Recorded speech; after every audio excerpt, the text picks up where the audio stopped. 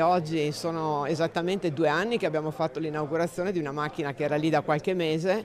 Stiamo raggiungendo ormai 1000 interventi a fine anno, divisi su 2 unità operative, quella del dottor Pilati e quella del dottor Porreca.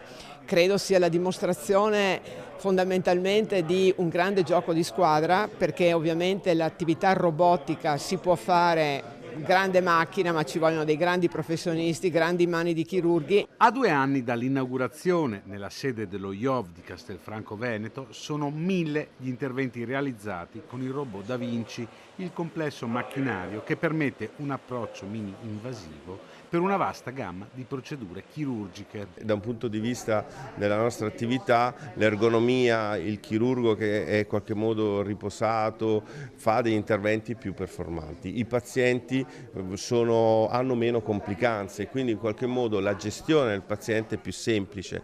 Allo stesso tempo l'assenza di trasfusioni, abbiamo visto come non abbiamo mai trasfuso un intervento di prostatectomia radicale, l'assenza di embolizzazioni anche nella vita ospedaliera di tutti i giorni permette una gestione molto più semplice. Il futuro della chirurgia passa inevitabilmente dall'utilizzo di robot come il Da Vinci. Il trend appunto è quello di incrementare ulteriormente affrontando anche le patologie gastriche, esofagee, del pancreas, perché con questa mini invasività si riescono da un lato a ottenere gli stessi risultati oncologici per via laparoscopica, se non migliori, e dall'altro si ottengono risultati dal punto di vista funzionale migliori rispetto ai precedenti. Entro fine anno è prevista inoltre la posa della prima pietra dei nuovi bunker che ospiteranno la radioterapia a Castelfranco Veneto. Siamo già alla chiusura delle offerte, quindi c'è una commissione che deve cominciare l'analisi